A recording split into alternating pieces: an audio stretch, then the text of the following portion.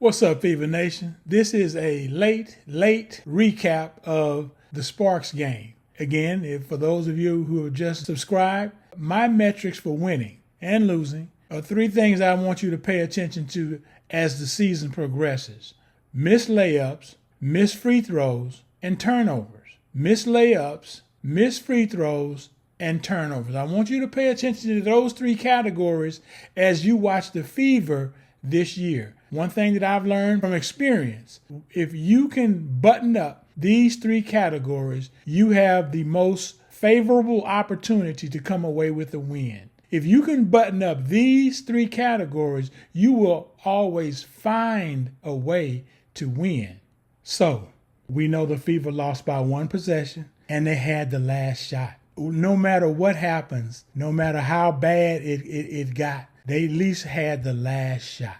Not only, I don't mind Aaliyah Boston missing the shot. I'm glad she took it. When players take that shot, it says a lot to me. Some players would have passed the ball off on that shot and trying to give it up to somebody who's more confident in taking the shot. The only question I had about Aaliyah Boston is why you didn't take the three. Why did you walk up under the arc when you were open right there from the beginning? Just square up, turn, square up, and let it rip. We can live with the results because we're Fever Nation. But we know the team is going to bounce back ultimately. So now, one possession game, Fever had the last shot, which no matter how crazy it got that whole game, they had a chance to win at the end. And that's all you can ultimately ask for at the end of the day. Now, let's look at where the W lies. Free throws.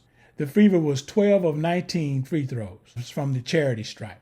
Missed 7 free throws. There goes your W right there. That's a dub. That's your dub. What, a 7-point game? That's a 5-point win. That's a 2-possession game. Win. Or the team is making desperation moves to try to win a game under a minute left. So there's your win. Let's look at turnovers. 10 turnovers, which is not bad. For a regular season game, 10 is your max, in my opinion. You get into the teens and turnovers, you're really not setting yourself up for success. You're going to have a great night from the field or evening from the field. You're going to have to shoot great from the field in order to overcome that many turnovers in the teens. When you are hovering around 10 and less, you're giving yourself the best opportunity to win because, one, you're taking care of the ball, and when you take care of the ball, you get more looks at the basket. Keep that in mind. And finally, layups. Missed layups, which I hope becomes a category in the W and in the NBA.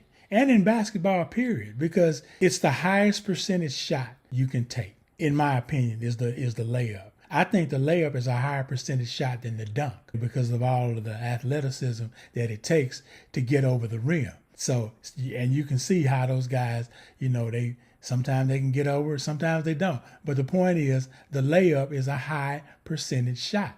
And when you can get to the basket, you can get that far in the paint. Think about it. Teams are not trying to give up layups. If you're getting layups, you have a tremendous breakdown in the defense. But when you get that opportunity, you have to close. You can't blow layups. I counted at least 5. Some of you may have counted more, but let's go with 5. That's 10 points that are within your control. Now let's look. We have 7 points in free throws. We have 6 points in turnovers. And now we have 10. That's 23 points. That's a blowout. If they hit their layups, hit their free throws, and take care of the ball. It's a blowout. It's a laugher at the end. Everybody's comfortable. We're walking back and forth to the refrigerator, just peeking at the TV as we look inside the refrigerator. That's what kind of game it can become. But you have to button up these 3 categories. That's why when I look at games, I look at these 3 categories and I say it's not as bad as it looks. I did a video about that. The season is not as bad as it appears. If they just do the little things, they don't have to be great. They just have to be good in stretches, okay? The Fever are playing at 11 tomorrow. Is that tomorrow? The Valkyries? What in the hell, Kathy? What the hell? What are you doing? You really want to see what kind of a crowd they can pull at 11 a.m.? Is that what you're doing, Kathy? Huh?